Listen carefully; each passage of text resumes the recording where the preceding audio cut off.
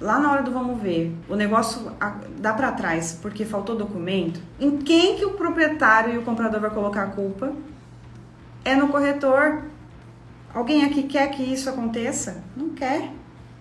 A gente quer ter uma operação desenhada certinha desde o começo.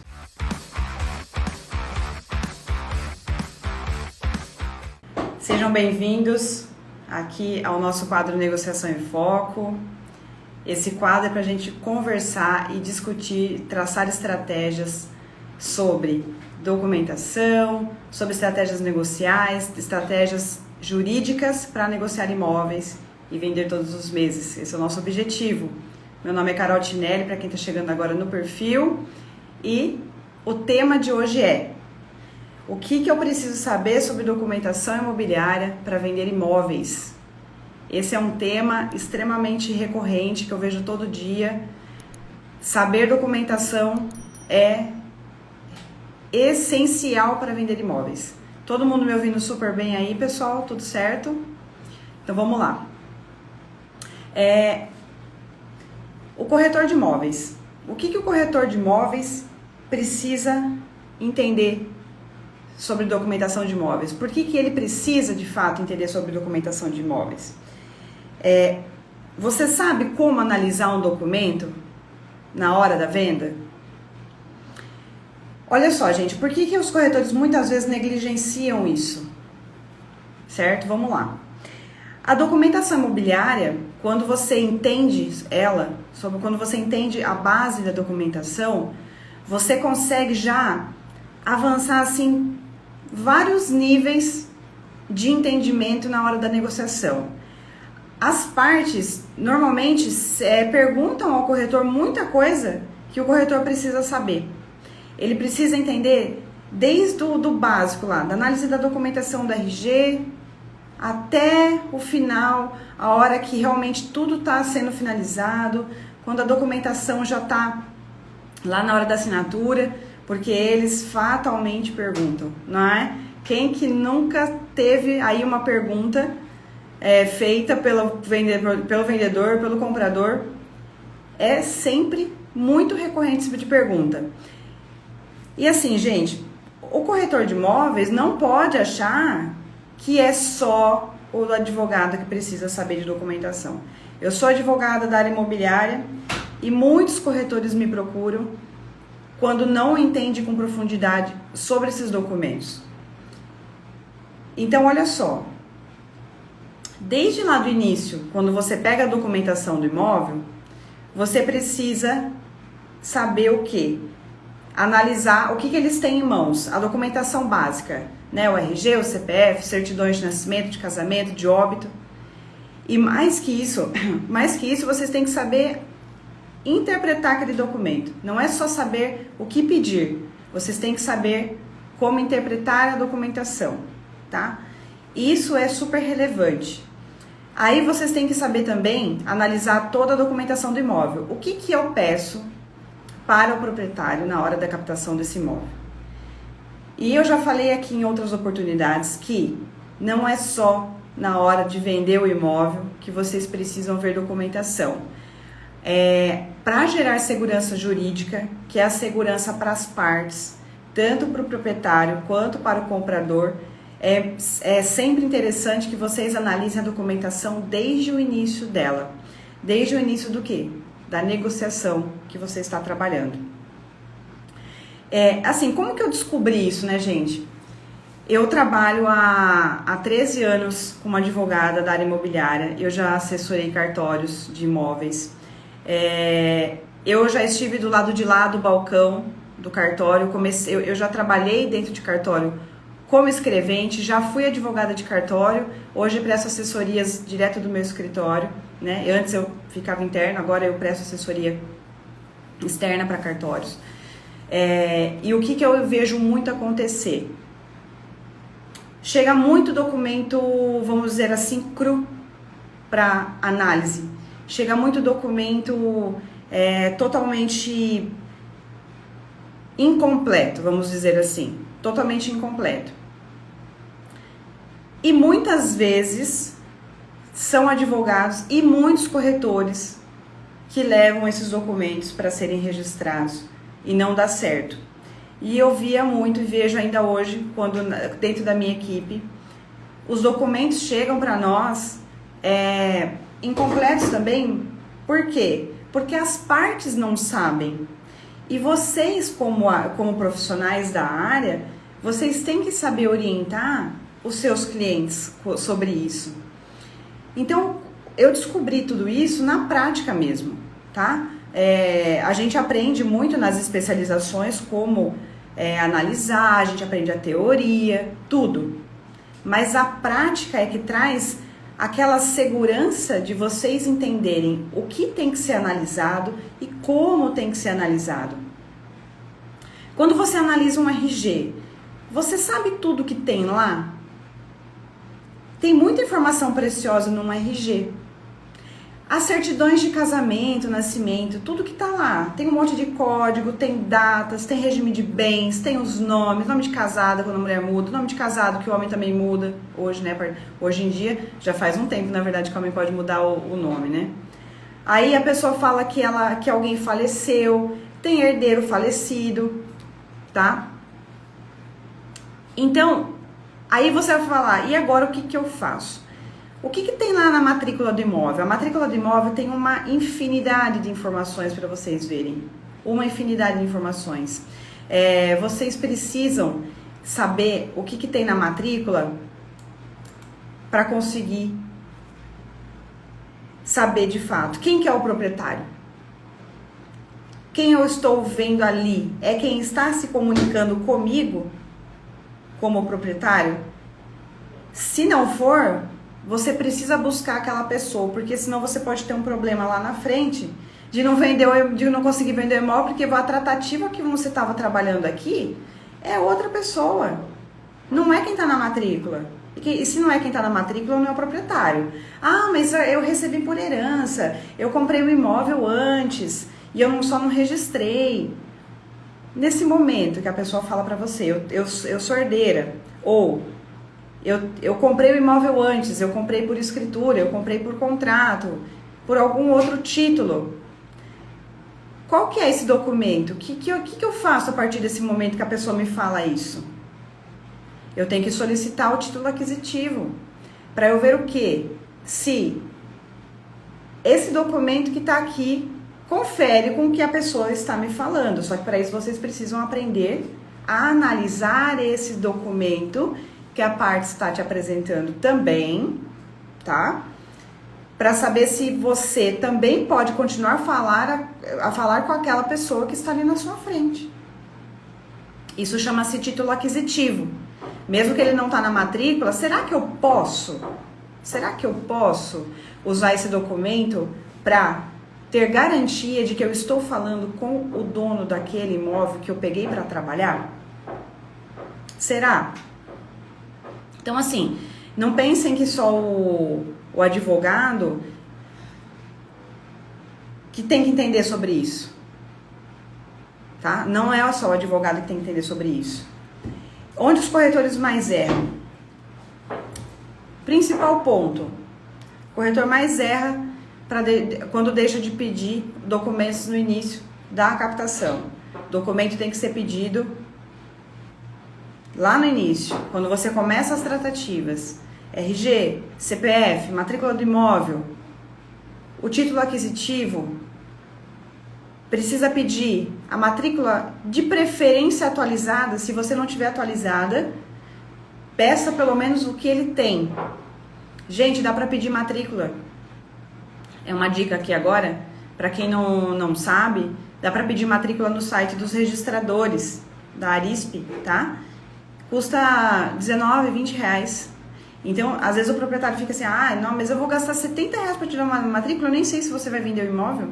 E você tem que explicar para o proprietário que aquele documento é imprescindível para sua análise, para saber se está tudo certo com o imóvel, se não tem nenhum ônus, se não tem restrições, se não tem nenhum problema, se não tem, de repente, financiamento em curso. Processos judiciais. Como que você vai pegar um documento com problema e vender? Você pode? Pode. Mas aí você pode como? sabendo exatamente o passo a passo como resolver aquela questão que de repente está pendente, e aí você consegue colocar esse imóvel à venda. Se não for dessa forma, o imóvel precisa estar totalmente redondinho, a matrícula tem que estar legal, então você precisa ter. Aí você vai pedir lá o IPTU para saber qual é o imóvel, localização, código dele. Se precisar pedir uma certidão na prefeitura, você tem todas as informações. E você vai precisar uma certidão de cadastro na prefeitura da sua cidade. Isso tudo são documentos básicos para a gente pedir. E eu vejo não acontecer na prática. E aí o corretor ter problema lá na frente. Eu tenho uma proposta assinada, quando vai ver a matrícula está com problema. A matrícula tem um ônus, tem uma penhora, tem uma hipoteca, tem uma alienação fiduciária. Tá? Tem às vezes algum tipo de contrato de locação que ainda não foi baixado, aí você tem que saber o que está acontecendo com aquela locação, está vigente, não está vigente. Então, não deixem de solicitar essa documentação lá no comecinho. Peçam desde o início mesmo, não tenham medo de solicitar para o proprietário. Aí vocês vão analisar isso tudo e assim, como melhor, né, entender os pontos que o corretor precisa saber sobre documentos. Quando vocês aprendem a ver todos esses documentos de uma forma simples, que eu vou trazer para vocês aqui numa oportunidade, como que eu vou analisar uma matrícula, Carol? Como que eu vejo o que está lá que eu preciso saber? Eu preciso saber quais informações no início.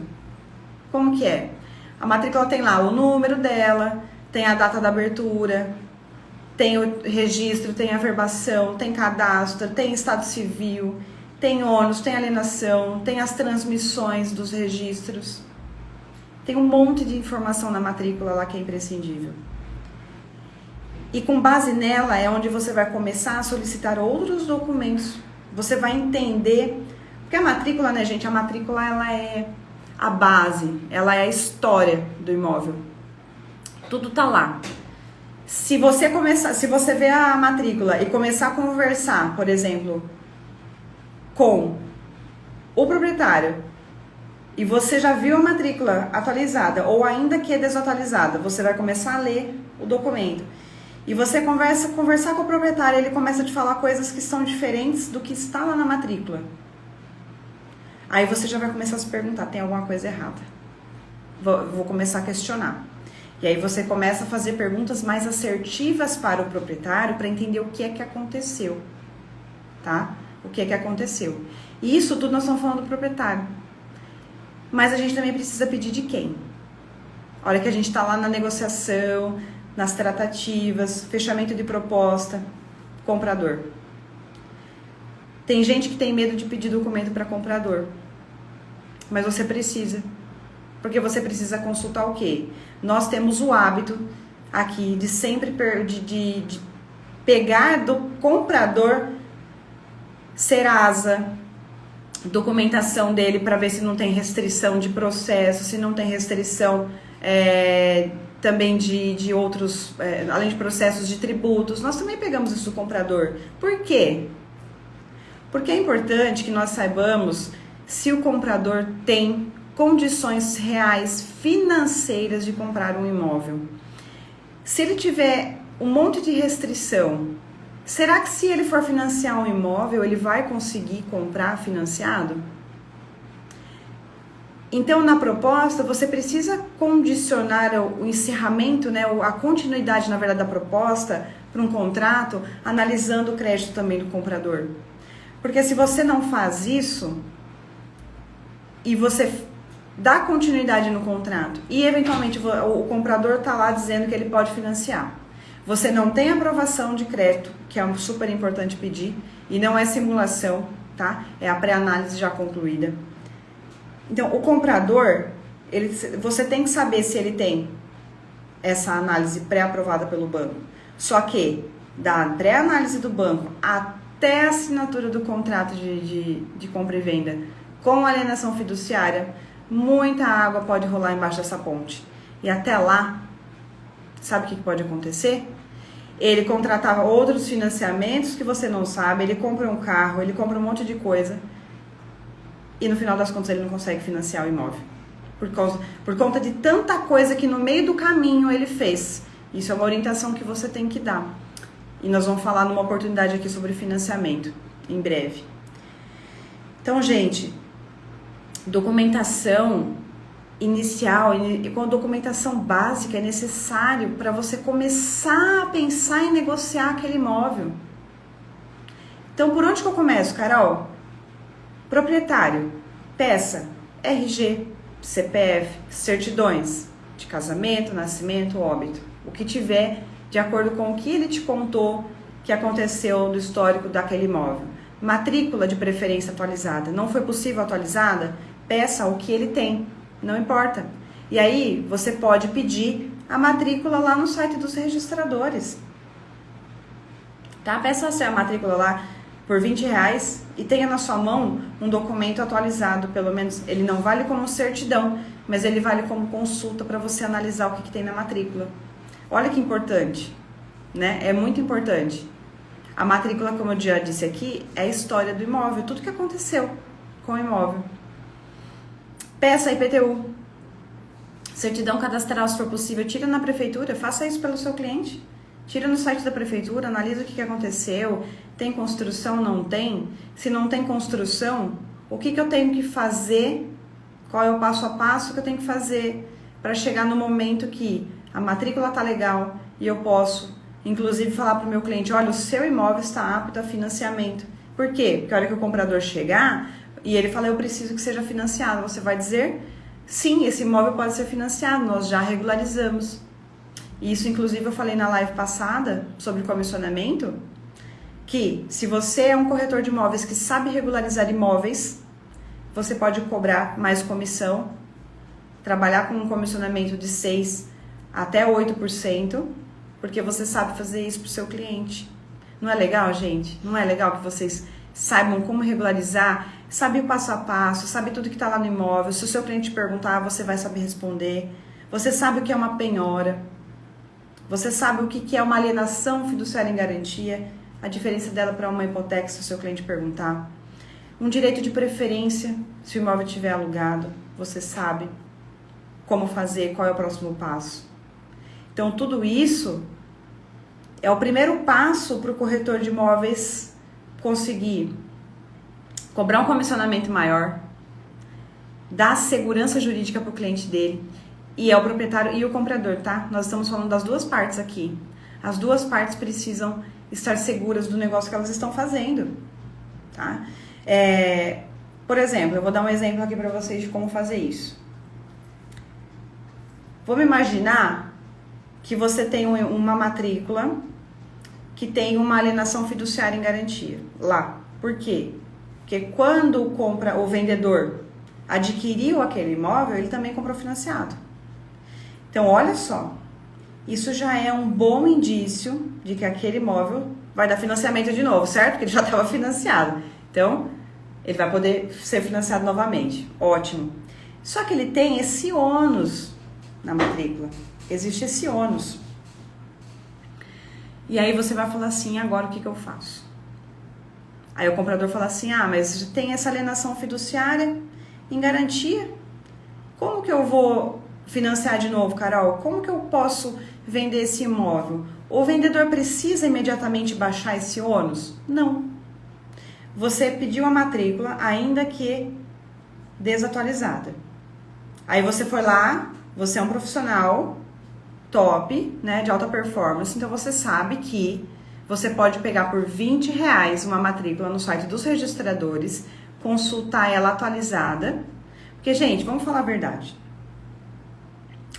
R$20, às vezes, não é muita coisa para você dar segurança para o seu cliente. E ele vai, eu te garanto, que a hora que você falar para ele que você vai pegar a matrícula por R$20 e ele não vai precisar gastar 70 no cartório e ele nem vai precisar ir até o cartório, porque você vai prestar esse serviço para ele. Olha, afinal de contas, você é o prestador de serviço, certo? E ele é o tomador. Ele vai ficar muito feliz com você. Aí, mais do que isso, mais feliz ainda, ele vai falar assim, como que tá? Tá tudo certo? Tá tudo certo. Então tá bom. Aí nós estamos falando do financiamento. Tem lá a alienação fiduciária. A alienação fiduciária, para que se tiver alguém aqui que não saiba, é o ônus gerado quando você compra um imóvel financiado e ele vai para o registro da matrícula, que é o financiamento. Então você tá... Isso se chama desdobramento de posse, tá? Isso é um termo técnico, desdobramento de posse. Onde o banco, ele vai ter a posse indireta do bem. Por que indireta? Ele possui direto o imóvel? Não. Bem básico, bem simples para vocês entenderem. Ele tem a posse direta do imóvel? Ele tá lá, ele mora lá, ele usa o imóvel? Não, ele não usa. Então ele tem a posse indireta. E a pessoa que comprou, o vendedor, ela tem a posse direta. Então por isso que é o desdobramento de posse. E o banco, por que essa alienação vai para a matrícula? Ela vai para garantir a operação de financiamento. É para isso que serve o registro da alienação fiduciária em garantia. Lembra da hipoteca? A alienação, ela veio meio que para substituir a hipoteca. Por quê? Porque ela é uma forma de execução mais simples na hora de uma inadimplência, tá bom? Então tá bom, Carol, eu tenho lá a alienação fiduciária e eu preciso vender o meu imóvel. O que eu faço? Aí o corretor vai fazer o seguinte, vai pegar a matrícula e vai falar, olha, realmente seu imóvel está financiado aqui ainda, você não quitou, você vai solicitar para que o vendedor solicite ao banco o saldo devedor atual, tá? Porque vai ter juros, né? Vai ter várias informações. Então você vai saber qual que é o valor para quitação, beleza? Esse é o primeiro passo. Aí você vai falar o seguinte: você não precisa quitar agora. Eu vou encontrar um comprador para você e quando eu encontrar um comprador para você, eu vou conversar com essa pessoa e ver quais são as condições que ela tem hoje, tá? E aí o comprador vai vir e vai falar assim, eu preciso financiar o meu imóvel. Aí você vai falar, e agora? O imóvel está financiado, o que eu faço? Bom, neste momento, você vai solicitar para o comprador essa pré-análise do banco, que não é a simulação, tá? Simulação. Não façam negócio se só tiver no simulação, tá bom, gente? Não façam, não façam. Peça a pré-análise do banco, já que ela é mais formal, ela é uma garantia maior de que o comprador tem realmente condições dentro daquele banco de financiar o imóvel. Então, beleza. Então, você já tem a pré-análise, solicitou lá. Além de todos os outros documentos que eu citei aqui.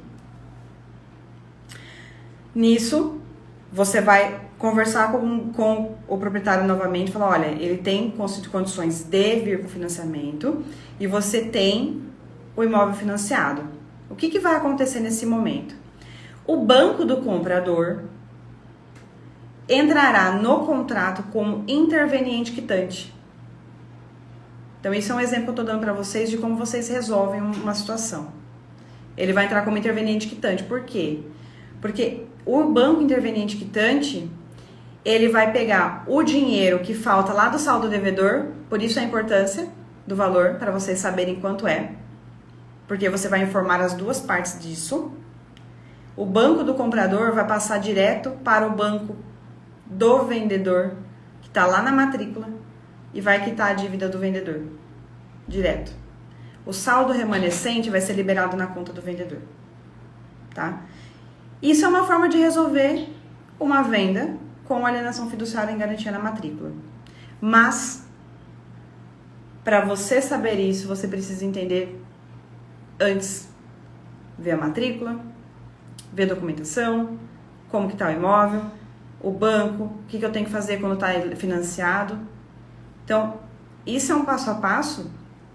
Se acaso vocês pegarem aí um caso desse, onde tem a matrícula do imóvel já com financiamento, vocês sabem que vocês podem fazer isso. Ou, se o proprietário ali já tem um dinheiro, por exemplo, para quitar, ele quita. Aí vai emitir um termo de quitação, que tem que ser levado ao cartório para dar do baixa, nesse ônus, e liberar a matrícula. Sabe quando você lê nos documentos assim, ó, o imóvel livre e desembaraçado de ônus e alienações? Quando isso acontece é porque o imóvel está ok. E eu vou trazer para vocês aqui nas próximas 4 lives muita informação sobre documentação imobiliária. Muita documentação. Então, se vocês quiserem aprender mais coisas, eu vou, a partir da terça-feira que vem, terça e quinta, nas próximas 4 lives, nós vamos falar sobre documentação imobiliária estritamente. Então, vai ser bem legal, muita informação, tá? E ó, um pequeno passo aí que vocês podem fazer para começar esse desenvolvimento de entender documentos. Estudo. Estudem primeiro o básico mesmo, tá? Não queiram, de repente, começar já com coisas avançadas, porque vai ter muito termo técnico que até, se você está começando aí na profissão, é legal que vocês entendam primeiro os termos básicos, o que eu tenho que fazer, né? Saber na teoria, mas o mais simples. O mais simples. Porque se você pegar pelo avançado, principalmente quem está começando agora, vai ficar um pouco mais complicado de vocês entenderem. E sabe o que eu sempre dou de dica, que eu acho muito legal? E assim, uma coisa que gera muita retenção mesmo para vocês. O que eu acho super válido, eu sempre oriento aqui os corretores. Às vezes você pega um livro, fala pra mim se não é isso que acontece. Você pega um livro técnico, aí você lê ele inteiro. Quando você termina de ler o livro, você fala assim, não entendi nada. Eu não lembro de nada. E agora, onde que eu aplico aquilo? Onde que eu aplico aquilo outro? Não vai lembrar. Concorda comigo? Não vai lembrar, é muita coisa. Então, qual é a dica que eu dou? Eu estou com um caso, Carol. Me apareceu aqui essa situação que você falou. Tem alienação na matrícula, eu vi aqui o estado civil das partes, eu vou ver sobre regime de bens, tá? Eu vou saber o regime de bens e vou estudar. Aí apareceu o interveniente quitante. Olha quantos termos novos, né? Alienação fiduciária em garantia, regime de bens, que eu preciso saber, o que é averbação e o que é registro. Aí vem interveniente quitante, instrumento particular com força de escritura pública, que é o contrato lá do banco, tem esse nome gigante. Aí você vai ver se aí o contrato tem com FGTS, aí vai ficando doido o mesmo negócio, né? FGTS, SBPE, tudo. É financiamento só de terreno, é financiamento de terreno mais construção, é financiamento de apartamento. Enfim, é muita coisa nova, é muito termo novo, não é? Minha dica. Pegou o caso prático? Estuda o caso. Mas bem esmiuçado. Isso aqui tem alienação fiduciária. O que é alienação fiduciária? O que é esse negócio aqui? O que é esse troço? O que é? Vou estudar. Beleza, estudei. Poxa, então agora eu já sei o que é, porque tá lá na matrícula isso e agora eu não vou esquecer mais. Por que você não vai esquecer mais? Porque você está fazendo aquilo na prática. Você não simplesmente pegou um texto e foi ler aleatoriamente. É como se você estivesse ali numa mentoria. Às vezes é melhor você fazer uma mentoria de alguma coisa para você pegar o passo a passo como faz, do que você pegar um livro gigante, tentar entender todo ele e não saber onde que você aplica. Por quê? Porque a prática mesmo que te dá a perfeição. Então, estuda lá o que é alienação. Tá bom, Carol. O proprietário aqui da minha matrícula, ele é casado no regime da universal de bens. O que é isso? Qual que é a diferença da universal para parcial? Aí você vai pegar uma matrícula, vai estar assim, separação final dos aquestos. Ai, Carol, agora eu não sei mais nada mesmo, agora lascou. Aí você vai falar, tá bom? Então estuda objetivamente aquilo ali que você pegou para fazer. A prática. Vocês estão me entendendo? Pega a prática e estuda a prática. Senão vocês vão ter uma overdose de informação e não vai conseguir resolver o problema. Porque você leu, não sabe aonde, não lembra aonde foi que você leu, mas você precisa usar naquele momento. E aí você, de repente, fala, eu sabia disso, agora eu não lembro mais onde eu vi, e no final das contas você vai se sentir frustrado. É isso que acontece ou não é? Coloca aqui pra mim nos comentários. Não é isso que acontece? Começa a ficar... Você gera uma ansiedade porque não sabe fazer, e tá tudo bem não saber fazer. O importante é o que eu faço para resolver o meu problema. Eu tenho essa matrícula, eu tenho esse proprietário, eu tenho esse comprador com esse problema. O que eu faço? Então essa dica, gente, é muito simples. Pega o caso prático, eu tô vivendo isso. Com isso, o que eu faço? Só que não deixa para fazer isso na hora que você for fechar a proposta. Faça isso lá no início, lá no comecinho, quando você tá no contato com as partes, tá? Porque senão eu te garanto que você vai ter problema. Eu já vi muita negociação sendo desfeita no vamos ver. Lá no vamos ver mesmo, lá na hora do negócio sendo assinado. Gente, é decepcionante, é frustrante, gera um incômodo você estar com aquilo finalizado e por algum motivo não dá pra fazer, tá? Não dá pra fazer. Então, tenho esse cuidado. É muito simples. É um cuidado muito simples pedir a documentação no início. Muito simples mesmo, tá? Então, trabalhem muito nesse ponto. Eu tenho já alguns vídeos gravados aí sobre documentação, certidões, né? Alguém aí já ouviu falar de due diligence? Essa due diligence a gente tem que fazer no início. Depois a gente tem que fazer de novo na assinatura do contrato, se tiver um tempo entre o fechamento ali com o cliente até a venda. E se da venda, da assinatura do contrato, tiver mais um tempo até a escritura, você tem que fazer de novo.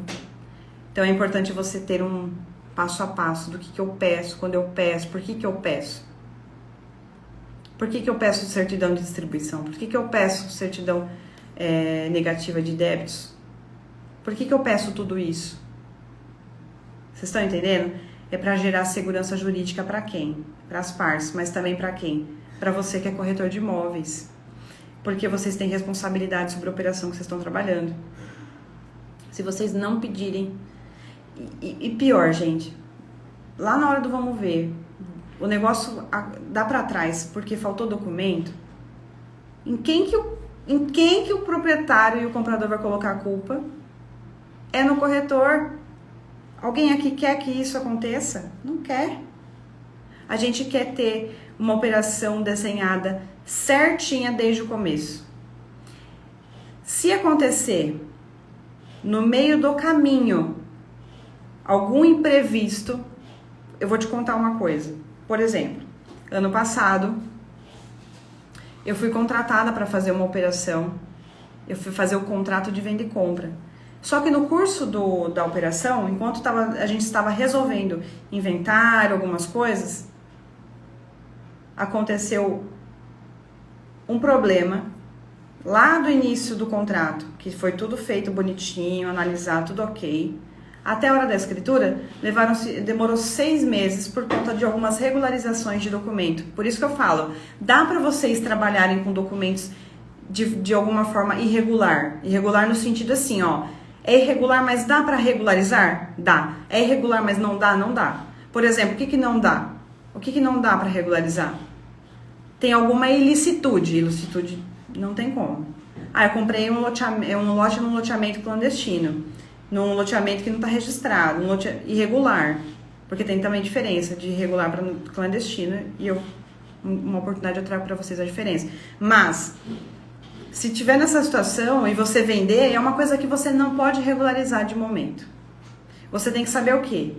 Eu tô com um documento na mão, eu posso regularizar ele para venda, e eu sei que eu vou assinar o contrato de venda e compra, mas até a assinatura da escritura vai estar tudo bem, porque senão a escritura não sai, ou não. Se a resposta for sim, assinem o contrato de venda e compra, mas vocês têm que estar muito seguros do que vocês estão fazendo. E a segurança vem da onde? Do estudo, do que eu falei para vocês. Casos práticos. Cada caso prático que vocês pegarem, estudem com profundidade os temas. Estudem com profundidade os temas. Aí, com isso, você vai fazer uma retenção de coisas que você sabe. E cada caso novo que surge e tiver o mesmo problema, você já sabe como resolver. E aí vai dar celeridade na coisa. Vocês vão conseguir vender mais rápido, com mais segurança. O proprietário vai adorar isso. Ele sempre vai voltar com você. E o comprador que comprou com segurança, ele vai voltar com você. Sempre. Gente, segurança jurídica é sempre, para mim, é um dos pilares mais importantes para vocês fazerem uma negociação imobiliária. Tudo se resume à parte jurídica. Se vocês pararem para analisar, tudo se resume a isso. Tudo se resume a isso. Porque no início, quando você começa a captação, ali você tem técnicas de vendas, você tem prospecção, você tem visita, você tem várias coisas, perfis de comportamento das pessoas, você tem tudo isso. Show! Mas a hora que pega a matrícula do imóvel, aí o desespero bate. Aí o desespero vem. Você fala, o que eu faço com isso? Eu nunca vi isso na minha vida, Carol. Me ajuda. E eu ajudo. Eu vou trazer para vocês aqui nas próximas 4 lives temas recorrentes sobre documentação imobiliária. Estejam aqui, terça e quinta, nas próximas 4 lives. Nós vamos falar sobre documentos, sobre parte jurídica, que vai ajudar vocês demais na prática. Então, recapitulando, estudem um caso prático para você fixar a matéria. Vamos dizer, bem didático mesmo, fixar a matéria. Como que eu começo fazendo isso? Começou a trabalhar com o vendedor, já pede documento. Não tem matrícula atualizada, pede lá na Arisp, lá no Registradores. R$20, gente, resolve a sua vida, vocês não têm noção. Resolve a vida de vocês, vocês não têm noção da força que tem isso, tá? Estudem, peçam matrícula, peçam os documentos básicos, RG, CPF, matrícula, IPTU, tá bom? Pede tudo. Analisa, estuda o caso prático. Estudei. Ah, beleza, ó, agora eu já sei o que é isso aqui. Na próxima vai ser muito mais fácil para mim. Lógico. Você está tendo retenção. Retenção. Eu foco nisso. Tá bom?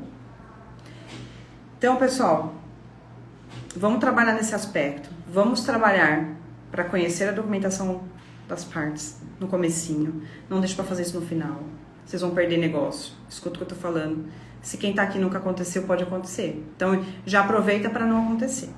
Aproveita para não acontecer, tá bom? E aproveitem aí que nas próximas 4 lives nós vamos falar sobre os temas.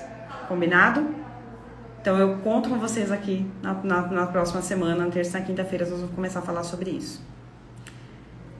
8h30, nós vamos encerrar aqui a nossa live de hoje, nosso quadro. Obrigada para quem esteve comigo aqui participando. Alguém tem alguma dúvida que gostaria de me perguntar, de algum caso prático de documentação imobiliária? Eu quero saber. Se alguém tiver, essa é a hora. Eu vou deixar salvo. Daqui a pouquinho, provavelmente até o final do dia, eu tiro, depois eu volto ela aqui para vocês, tá bom? E que mais? Se alguém tem alguma dúvida, gente, que queira perguntar, aproveitem de casos práticos aí, ó. Tô aqui para esclarecer, para ajudar vocês. Bora lá. Quero saber. Não? Então tá bom. Eu vou deixar salvo aqui para vocês mais tarde verem, para vocês poderem consultar novamente, tá bom? E eu conto com a presença de vocês na próxima terça e quinta, 4 lives sobre documentação imobiliária, eu tenho certeza. Posse pode ser vendida? Não. Ó, é o seguinte. Deixa eu falar um negocinho sobre posse para vocês. Quando você vende em alguns estados do Brasil, ainda se faz escritura de posse. Só que qual que é o problema? Por exemplo, o estado de São Paulo, isso é proibido. Aí, você só vai conseguir fazer uma transmissão de posse por contrato particular, tá? Aí você vai conseguir fazer. Só que isso não vai dar registro nunca no cartório. Você não vai conseguir nunca fazer uma escritura para depois ela ir para registro, tá bom? Eu já vi, por exemplo, escritura de posse no estado da Bahia, que eu acredito que ainda dê para fazer. Salvo o equívoco, Minas, mas não tenho certeza. Porque assim, cada estado tem uma norma de serviço para cartório, certo? Cada estado. São Paulo tem uma, Minas tem outra, Bahia tem outra, Santa Catarina, Rio Grande do Sul, Amazonas, cada estado tem uma norma. E aí você vai ter que analisar isso. Só que o registro de imóveis, ele vai ter problema para registrar esse documento, ele não vai registrar. E quando você só tem posse, você não tem domínio. Domínio é quando você tem o registro da escritura lá na matrícula do imóvel, tá? E aí, nesse momento, você pode transmitir a propriedade para outras pessoas. Se você só tiver posse, você não consegue fazer isso. Você vai sempre transmitir posse. E para você conseguir o domínio da posse, para você depois converter da posse para o domínio, ação de usucapião ou usucapião extrajudicial. E eu vou falar para vocês uma coisa, usucapião é complicada, tá? Usucapião, ela demora. Eu tenho várias ações de usucapião em trâmite. E assim, por que demora, Carol? Por que demora uma ação de usucapião? O judiciário é demorado. Quem aí não sabe que o judiciário é demorado, não é novidade para ninguém, né? Então fala assim, quanto tempo demora para sair uma ação de usucapião? Gente, menos de 2 anos eu falo para vocês que é praticamente impossível. A não ser que, e eu não tenho acesso a todas as varas do país, saia mais rápido, tá? Mas via de regra, mínimo 2 anos. Eu já vi, quando eu trabalhei dentro de cartório, eu já vi muita ação de usucapião. E assim, eu já vi ação de usucapião de 10 anos sendo registrada.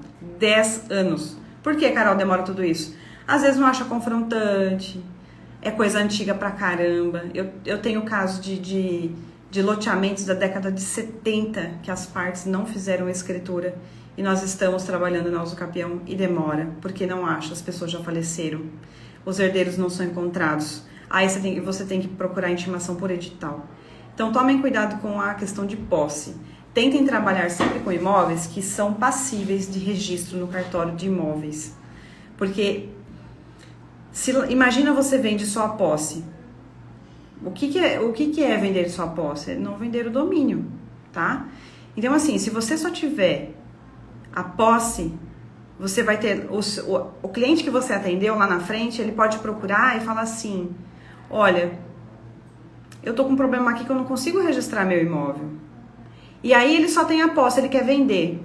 Não dá registro pro outro, não dá financiamento, vai travar um monte de coisa. Então, evitem trabalhar com imóveis que só tenha possibilidade de transmissão de posse, tá? Então, assim, é proibido? Não é que é proibido, mas eu não aconselho trabalhar só com venda de posse. Trabalhe sempre com imóveis que você possa transmitir o domínio, que é você ter o uso pleno do imóvel. Usar, fruir, gozar e tudo mais. Então, isso é ter o domínio do imóvel, é ter tudo que a propriedade plena lhe confere, tá? Então, espero ter esclarecido a sua dúvida aí, Carlos Henrique, tá bom? Alguém mais quer perguntar alguma coisa de prática aí, pessoal? Senão nós vamos encerrar, que eu vou para um treinamento agora, eu vou dar um treinamento para o meu time aqui, sobre visita, tá bom? Então, obrigada para quem ficou, obrigada pelas perguntas, obrigada pelo compartilhamento da live. Então, voltem comigo terça e quinta para o nosso Negociação em Foco, sobre temas relevantes sobre negociações, tanto na parte negocial mesmo, como na parte jurídica, tá? E eu conto com a presença de vocês e até breve. Obrigada, viu, gente? Até mais.